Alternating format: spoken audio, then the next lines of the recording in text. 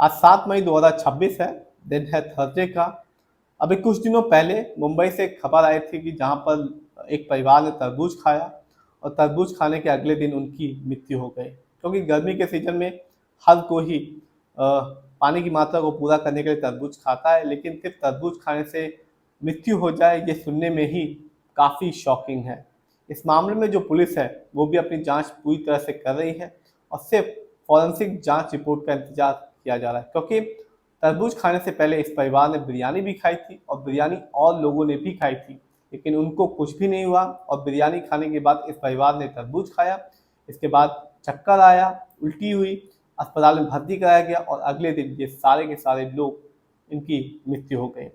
जांच एजेंसियां ये पता लगाने की कोशिश कर रही हैं कि किसी रसायन या जहरीले पदार्थ की वजह से परिवार की मौत तो नहीं हुई।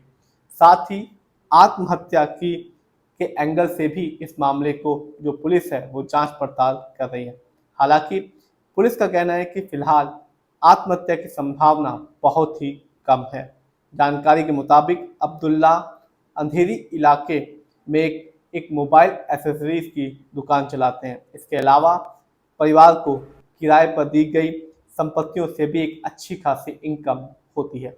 तो साफ है परिवार आर्थिक रूप से कमजोर नहीं था, जिसकी वजह से जो पुलिस आत्महत्या के एंगल को बहुत ही कम मान रही है।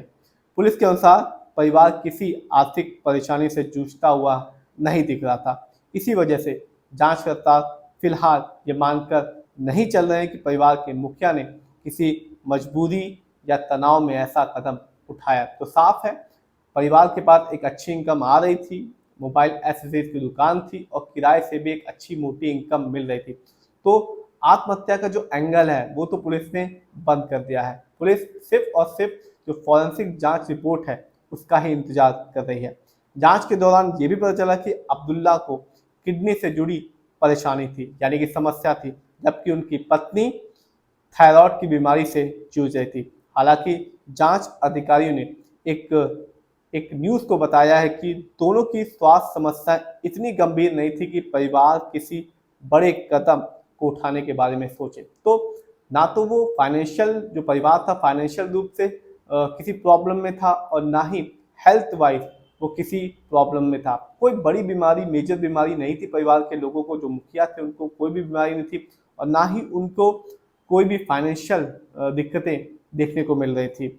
इस पूरे मामले में सबसे दर्दनाक बात परिवार की एक बेटी की डायरी मानी जा रही है। बताया जा रहा है कि बेटियों में से एक बेटी को हर रोज डायरी लिखने की आदत थी। उसकी आखिरी एंट्री 25 अप्रैल की है, यानी कि मौत से ठीक एक दिन पहले की। उस डायरी में उसने सिर्फ इतना ही लिखा था कि आज उसने घर में एक्सरसाइज की है।